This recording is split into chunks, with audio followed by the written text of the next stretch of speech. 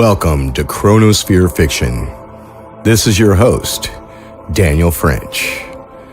The chronosphere is in tip-top shape thanks to Garbanzo. And what you've been waiting for, we're on course for the Gafgarn Bubbleverse. How's it look, Olive? Gafgarn docking on course. Be sure to visit some of the other Bubbleverses I have been crossing, like Empty Podcast, Tunnels, Exoplanetary, Get Weird with Ostium Podcast, Take a Trip on the Bridge. Entering Gafgarn Bubbleverse. Oh yeah, we're locked and loaded. Sit back and prepare to be blasted with Gafgarn, the Eternally Unfurnished. Chapter 7, The Setup. Here we go.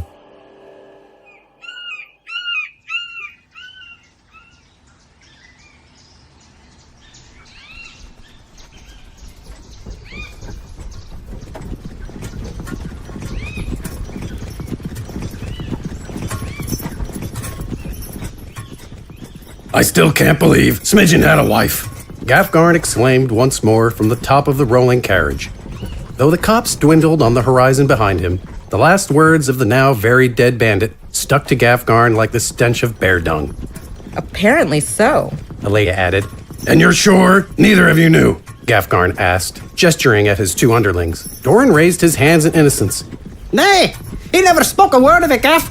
He wasn't one to talk about his personals anyway. We weren't with his outfit long enough to know much about him, sir. Sully added. Dorin's right. He wasn't exactly open about his past. We took his orders and guarded the camp. That's just about it. How long were you with him? Myself? A little over a year, I think. Dorin was there before me. Aye, a few years in the gang, but that was hardly his go-to. I just took care of chores and guarded the wall. Some heists, but always just another pair of eyes. For a couple of lookouts, you two didn't do so badly back there. And he pointed a meaty finger at Dorin. Except you need to work on your lead feet. Mine are stuck in metal. And you're the one that almost got us killed, dragging yours like a couple of anvils. Oi, the rock was covered with dirt and leaves. How was I supposed to know? No excuses. You're not just a lookout anymore. Read the land. Learn to be more careful and precise. It's not just your life on the line. Remember that. If I were with my people, we would have cleared the wood without any of them noticing. It wouldn't even have broke a sweat. Sorry, boss, but it didn't look like you minded too much at the time. Gafgarn allowed a tiny smirk to grace his stony visage. It was a fun little row. It was nice to let loose a little. Ilaeda nodded at Imadi, riding her horse next to her on the trail. Our new friend here was impressive. All turned to Ilaeda in response to her unfamiliar tone of reserved esteem, like the light of a rising sun peeking out beyond the dark horizon. Imadi nodded her head, nestled in the shadow of her white hat, and said, Thank you. I've killed many criminals with this blade since I was young. Looks as if you've been doing the same.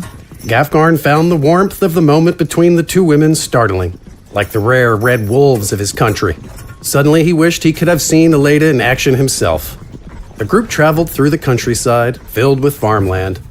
Simple cottages and barns of wood and thatch stood lonely and serene amid expansive fields of grain, potatoes, and lettuce. The day was pleasantly clear, with the sound of birdsong and farmers' tools accompanying the party's trek. They saw no one other than straw-hatted farmers until they neared the dense city that loomed at the end of the road. A great wooden palisade circled a gently rolling acropolis built atop 3 large hills. A stone keep crowned each hill, with crenellated walls surrounding them. The largest hill lay furthest into the city. The largest keep atop it, overlooking the city like a monolithic sentinel. Unlike Hosto, the construction here was more predictable, with notably less wobbly or leaning architecture. Outside the walled keeps, the Acropolis was a mix of wooden and stone buildings, with tapered or flat thatched and tiled roofing. Cobblestone boulevards, lined with ostentatious gated estates, wound about the hills, shining in the daylight like glistening serpents. The group approached the palisade, entering the city through a wooden gatehouse flanked by towers populated with archers. Smells of food, Human waste and livestock overpowered the senses immediately, and the sounds of musical taverns, aggressive merchants, bedraggled beggars, and scintillating brothels created a discordant symphony of human activity. Here, below the splendor on the hills, muddy streets teemed with common folk who lazily made way for Gafgarn's gang. Many gave sidelong glances at Imadi and Gafgarn with mild curiosity. The main streets were wide enough that the carriage and 2 horses could have rode side by side if not for the throng of people around them.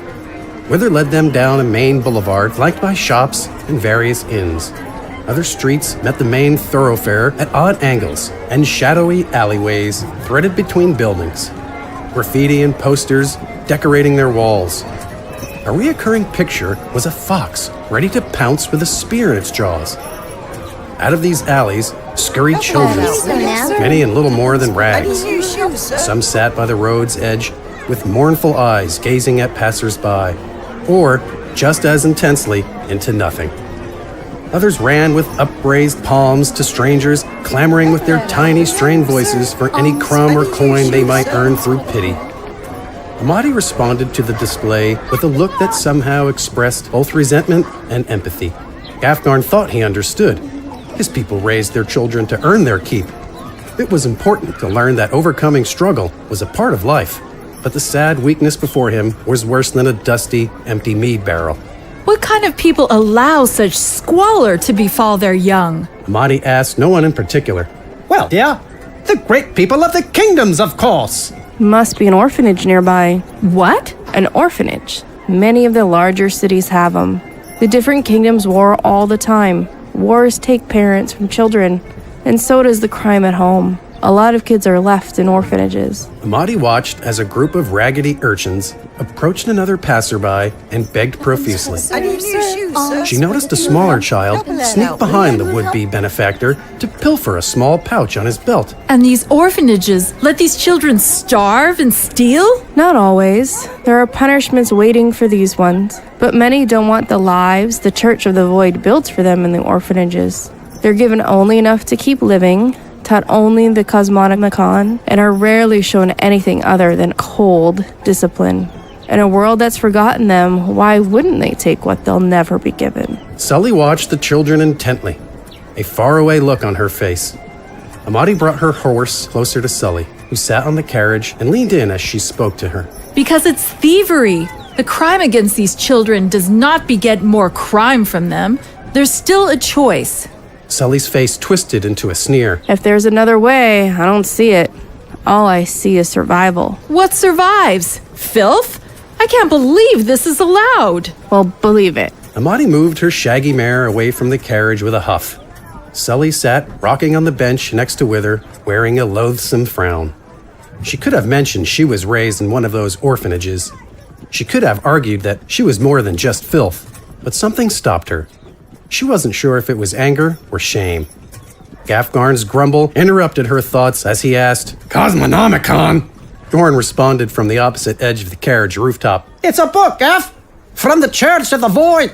Book of beasties and critters and scary whatsies and whoosies out in the great void, round the earth. They's living out on other planes and such, waiting to eat us, or love us, or judge us, or what have you.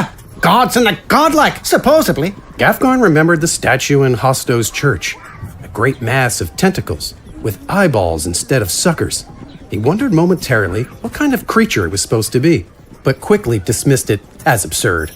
Gods existed in the earth itself, in its plants, soil, skies, and seas, not out in the shapeless, sparkling darkness seen at night. Begging children and monsters, the kingdoms are a strange place. Beyond a bend in the main road, Ilaeda pointed Wither towards a large building, and they made their way to it. Parking the coach in its stable, Wither paid the stablemaster for everyone's bill. Then they left their horses for the inn. Above its entrance was a hanging sign painted with a skeleton pouring a liquid from a flagon into its mouth, the contents spilling through its bones to puddle beneath its skeletal feet. Below the illustration was the title, The Wasted Cadaver. Each entered, Gafgarn regarding the sign with amusement. Imadi led the rear, taking a moment to scan the street before entering. Ilaeda made her way directly for the bar, winding her way through a large room full of thick, round tables. It being midday, only a few were occupied with lunchtime diners. Several strong-looking men and women stood cross-armed at the entrance and around the inn, their eyes scanning the group with the careful boredom of hired muscle. They paid special attention to Gafgarn and Imadi, their clothing, Gafgarn's size, and Imadi's serene but guarded demeanor, all details indicating them as curious, if not dangerous, outsiders. As they neared the bar, Gafgarn could make out a balding head behind the counter. It only just rose above the bar, a porcelain mound with thinning red hair.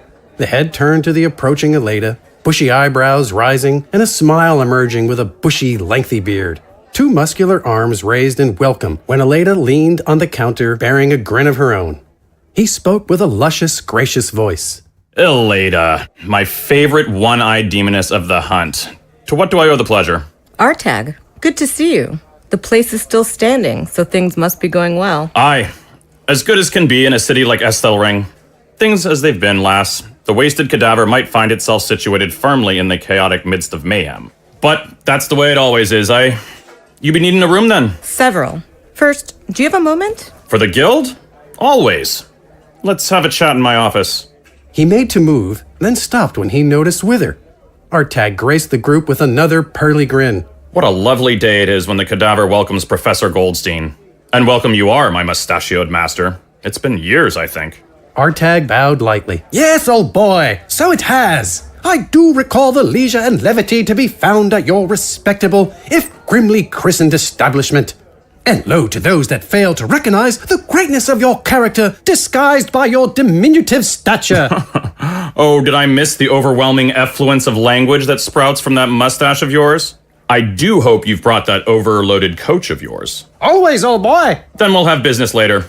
Come, bring the whole crew with you. Artag made his way from behind the bar, careful to make eye contact with his guards around the room.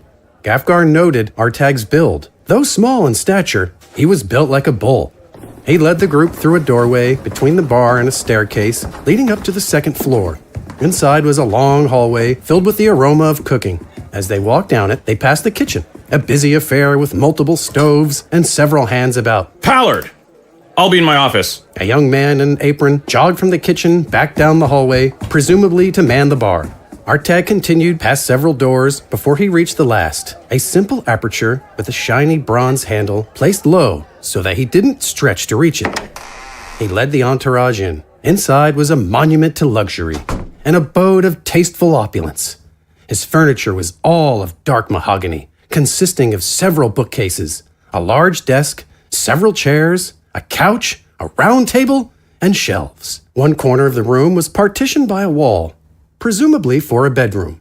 A deep red carpet covered most of the floor under the chairs and table.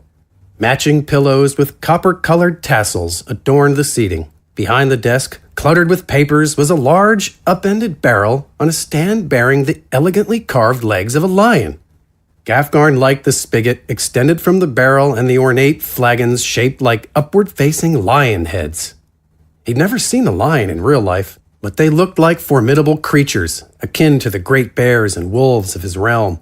You like lions? Well, I sure hope so. My pa and I were awarded that set and that keg stand for 30 years of innkeeping and brewing. The lion's the symbol of Esthelring Kingdom. At least, the royal family Estel. We're 2 generations into that one now. We'll see how long that lasts. Gafgarn approached the keg, admiring it. Maybe you'd like a drink? Artag asked, grabbing a tankard and hoisting it Gafgarn's way. Of what? Mead. My family's brew. The inn doubles as a distillery and an extension out back. Gafgarn twisted the tab on the spigot, letting the thick, golden-brown fluid fill the lion's mouth. Mead. Before I united the clans, they met in peace once a year for a mead brewing competition. I don't know if we're more proud of our mead or our fighting. One often leads to another, and not always in the same order. Figured you for an outlander, what with the wolf on your head. It's rumored the mead from the wilds is unmatched. I wouldn't mind testing that rumor. Gafgarn savored the aroma before taking a large pull. It was a full-bodied affair, with touches of honey and spices that left a tingle in the back of the throat. He wiped a dribble on his chin with a sleeve and commented, Not bad. Best I've had in your kingdom so far. We haven't been in business this long because of our impressive height. Come, have a seat. I'll stand. Suit yourself, but none of the furniture bites. You don't know furniture like I do. Artag sat in the fancy lounger with the group huddled about and began. Odd group you have here, Ilaeda. 2 Outlanders, it seems, with the professor no less. What brings you into the wasted cadaver? We're looking for someone. Well, of course you are. What kind of hunter isn't at any time? But with a crew like this, must be special, am I right? This mark would stand out. Albino skin, jester hat, might have a young woman with him. Yes, old boy. Barely a woman, with golden hair, most likely looks distressed. He's medium height, so he might look a little tall to you. Oh, right. A height joke. Very original, lass. If you were listening, I already beat you to it. When would this fella have come into town? No more than a day ago. Not long before we came into the city just now. Artag scratched his beard and thought. No, can't say I've seen or heard of him. You sure he's here? I may have seen him coming this way from Hosto. Well, I've been in the inn most of the last few days. I can't say I see much of the city anymore. It's not safe if you want to stay neutral. Neutral? Aye. Everyone is on a side these days. The 2 ducal houses and the king. It looks all fine and dandy on the surface, but as per usual in the kingdoms, there's warfare beneath the pomp and politics. Warfare? It's a city, not a war zone. Nothing in the kingdoms is as it seems, Outlander. The ducal houses have been jockeying for power for decades now, and the city's underbelly is where all that tasty jockeying happens. The guard and knights are the king's, but his eyes are on expansion as always. His main army is away even now, fighting over a blasted hill. He underestimates the city's criminal element, and the regular folks here pay the price. Protection taxes, grifting, extortion, and worse. Play by their rules, pay their protection taxes, or they take you out of the game. Your leaders just let this happen? Imadi interjected, her voice baring teeth. Sully responded. For centuries, everywhere in the kingdoms. So we're left in the middle to be part of it or a victim of it. Imadi gave her a vicious look. No, there's another choice. A people can keep their leaders responsible for their own actions. I agree. Aye, we've had our fair share of revolutions too. Sometimes it comes from the gangs themselves. Just a replacement of one crown for another. But this time we have a full-fledged citizen uprising on our hands. They're collectively called the Fox, named after their leader supposedly. I'm sure you saw the signs coming in. Between the king, the ducal houses and their gangs, and the Fox, the city's a bubbling cauldron ready to spill over. The gangs leave the wasted cadaver be because we work with the guild. And like everyone else, they're afraid of crossing that line. But it's only a matter of time before even that won't matter. Things looked fine out there. Look closely. Stay in the city for more than a few nights, and you'll see the signs, I'm sure. Just be careful after dark. Thanks, Artag. If you hear anything about AJ, let us know, okay? Hold there, lass. I like you, and I'm happy I've got the guild's protection. But a stay at the cadaver isn't as cheap as it once was. Particularly because you and your friends are going to attract a lot of attention. Oi, sounds like we're being gouged. The guild pays for the muscle you saw guarding the place, but that's it. Keeping you and your charges safe has become harder than ever. This is the safest place in the city by reputation alone. But when that cauldron spills over, no one's going to avoid the flood. Higher prices mean insurance. I could hire more guards on my own, and worse comes to worse, our ticket out of the city. Don't worry, old boy. Between myself and the hunter here, we can pay any price. He reached into his jacket and took out a piece of iron similar to a coin. He flipped it casually to Ilaeda, who caught it. Upon inspection, she saw it bore a smudge of blood and the characters 10S and Smidgen. The last she saw of this, she had tossed it at Smidgen's ruined corpse. Wither continued. You drop that. Take Gafgarn with you to collect. Don't argue, take credit for the kill. While you're doing that, Artag and I have other business to discuss, don't we, old boy? I better pour myself a flagon for that bit. Ilaeda, our business is sound. There are plenty rooms available when you're ready to claim them. Thanks. Pocketing the piece of metal. We'll see you later. As Ilaeda rose to leave, the others followed suit. Gafgarn drained what was left of his tankard and nodded to Artag, who responded with a hefty grin. Then the group left to brave the city of Esthelring. Ilaeda led the group with an eager pace. After some time navigating the winding streets and narrow alleys, the troop came to a building of brick and mortar. A great bronze medallion, emblazoned with the arrowhead symbol of the guild, hung by chains above the entryway between 2 wood columns carved with spirals. Bold red tile decorated the angular swooping roof, which stretched out beyond the building's walls, creating broad eaves. A wooden fence extended to the left of the building, hiding a small courtyard, housing stables and a blacksmith. Ilaeda entered through the building's arched doorway, the group trailing behind her. The interior of the building was spacious. A lounge stretched invitingly beyond an ascending stairway. Luxurious, stout armchairs were surrounded by walls populated with paintings of natural scenery, like snowy mountains and seasonal forests. Several polished weapons, blades still keen, sat on wooden placards and beautifully carved racks. Crystal decanters, their liquids of gold and brown sparkling from sunlight from high, narrow windows, rested on stout shelves. A counter ran along the entire back wall. In that wall were 2 doorways, one of which was a heavy metal affair. Ilaeda made her way in that direction, and the group followed. Gafgarn found himself mesmerized by the room. He was disappointed to find there was no hammer present, but each piece of weaponry was exquisite. Though hardly an artist, he found the paintings equally entrancing. Their depictions of natural vistas, particularly mountains, making him think of home. A grin graced his beleaguered features. He wandered in that space, appreciating its decor and its notable lack of dust, until he found a recliner lined with fur. So lost in his reverie was he, that he forgot himself and quickly eased into the chair, which promptly shot out from beneath him. Gafgarn hit the floor hard, then launched himself back onto his feet. He looked back at the chair with a grimace, then at his comrades, now waiting at the counter. Beyond it was a new body, a man in a leather vest and long-sleeved ruffled shirt, with a hand on the pommel of his blade and a very surprised look on his face. Gafgarn gave him a sneer as he rejoined the group, and the man relaxed with a shrug. Right, not too sure what that was about. Anyway, Ilaeda. Yes, good to see you again. So soon. It's only been a few days. You got the scoundrel already? Yes, Baert. She said, slapping the blood-stained coin with Smidgen's name on the counter. Really? Well, story is, some giant from the east with a wolf cloak took the self-proclaimed bandit king out. Someone say like this big fella with the sitting issues? Baert regarded Gafgarn with a grin.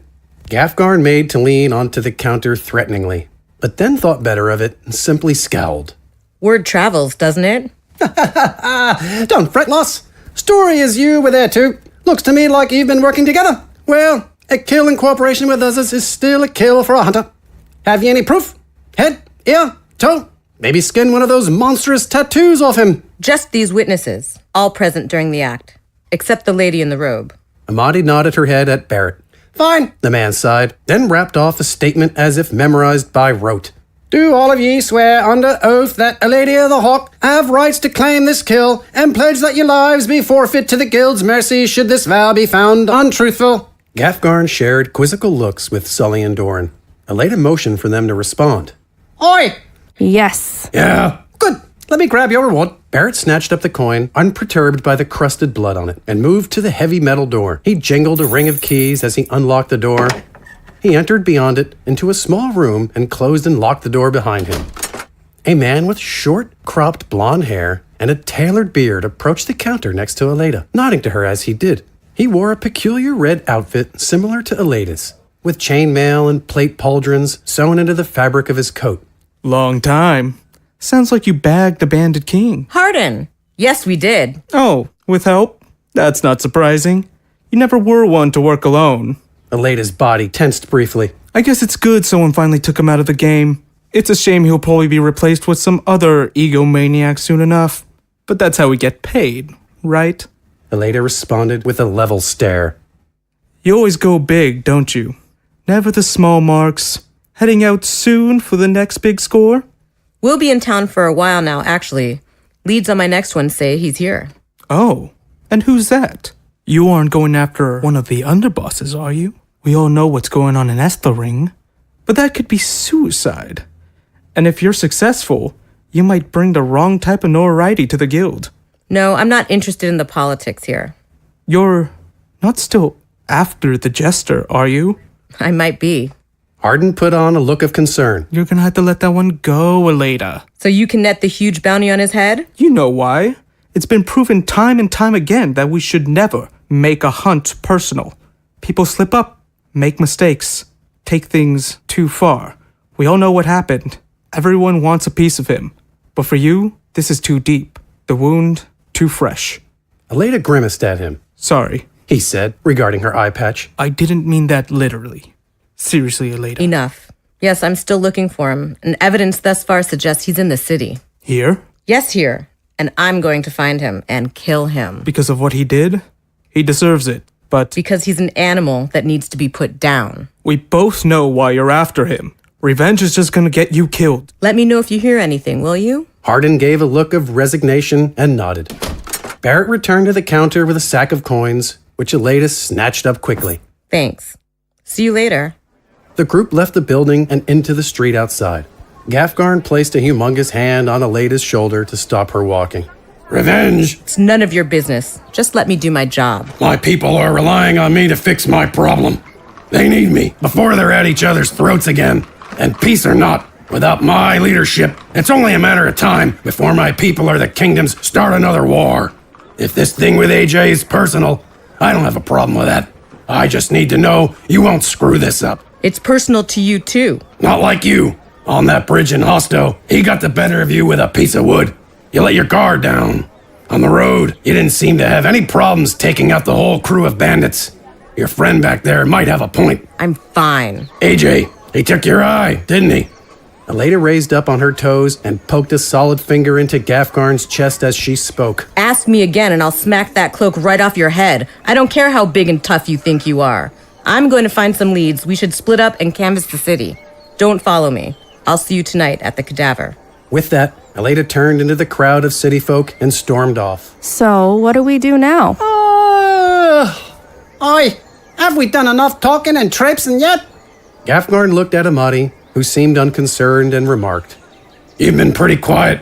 She smiled. I'm new to these lands. To you. I preferred to observe and listen.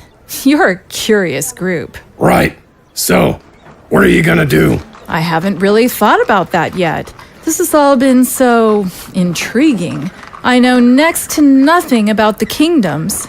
Well, I think I'd like to get familiar with the area. If we're going to find AJ, that'll help. That might benefit me as well, though I can't stay in the city for long. We might be here a while. Maybe you should move on.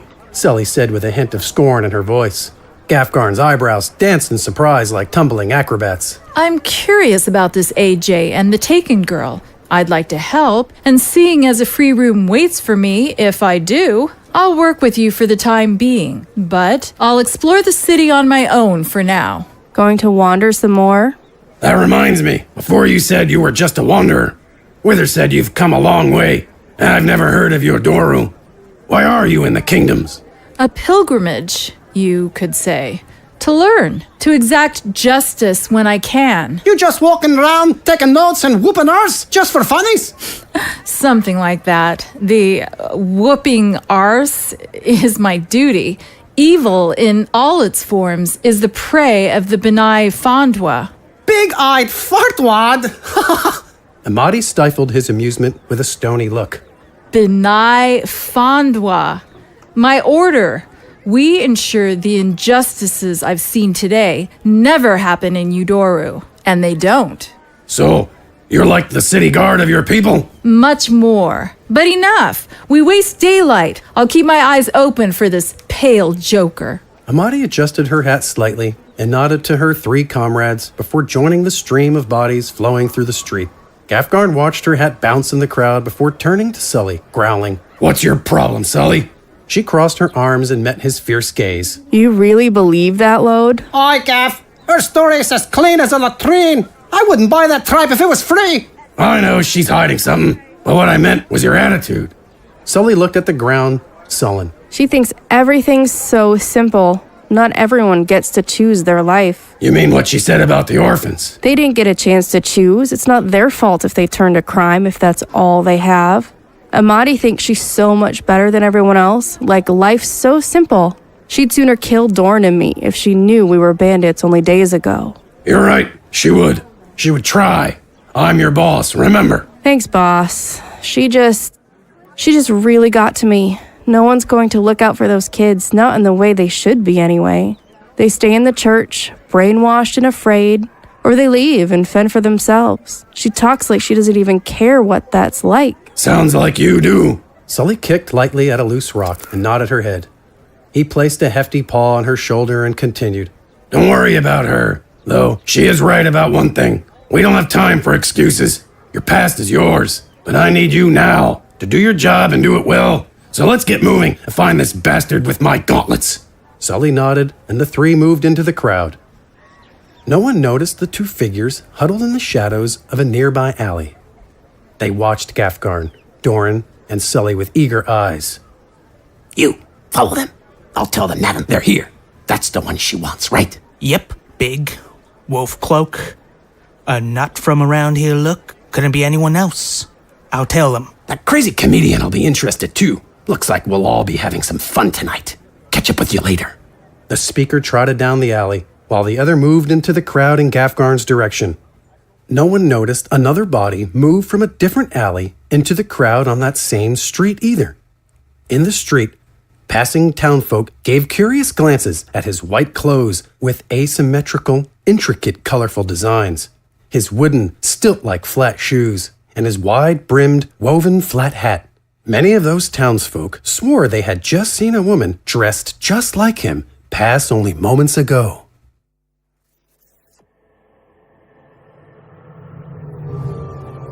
And that's this chapter of Gafgarn, the Eternally Unfurnished. What is up with Imadi? This Hardin punk. Looks like Ilaeda's got some competition. Kingdom gangs? The Fox? Sully's from an orphanage? Obviously the same orphanage as Agapantha. What is their real relationship? You know Sully's not Agapantha's aunt. By the way, if you don't know who Agapantha is, you need to go to our Patreon site, patreon.com/chronosphere, and listen to Agapantha. This is gonna cross over. You know it. The voices of your narrator, Gafgarn, Wither, Dorin, and a certain sneak thief are Mike Bethel. Ilaeda is Meagan Solof. Sully is Dr. Michelle Booz. Imadi is Deborah Crystalball. Artag is Warren Clark. Hardin and Sneak Thief number 2 is J. Dean Garcia. Music, sound effects, and sound design are done by Daniel French at Fishbonius Sound Design. Visit fishbonius.com, Fishbonius, where we will also have transcripts and information and a press kit. Gafgarn, the Eternally Unfurnished is written by Jeremiah Sundance French. Visit his blog at drunkenmarmoset.com. Soon, Jeremiah Sundance French's written work of Aussie, Artificial Superintelligence, will be gracing your presence on Chronospherefiction. Send your comments or story submissions to chronospherefiction at cox.net, COX. Here is an obligatory promo for another podcast. Hi, I'm Chris. I'm the believer. I'm Cody. I'm the skeptic. And together we are BSP, the Idiot Syncrasy Files. The podcast where two idiots discuss weird phenomena. This week we're talking about ghosts. I believe in ghosts. Why?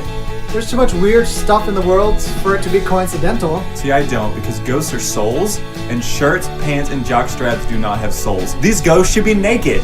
My jockstrap has a soul. Moving on. Join us every week where we talk about cool phenomena ranging from skinwalkers to simulacra. There you go. Bye! Find us on Google Play, iTunes, and all those other podcasting places, or visit us at www.bspodphx.com. Hey, this is Clay. This is Corey. And we are the Two Dads Review Podcast. What do we talk about, Corey? Movies? Yes. TV shows? Yes. And we're dads? Are those all questions? Yes. Oh, okay. Well, find all that and more over at twodadsreview.com and your favorite podcast app. Well, it's time for the Chronosphere to launch back into the spectral streams. Soon we'll be bringing you Chapter 2 of Generation Z and a story from Mark Slade called Prayer Mask. Remember out there, keep your cosmos clean.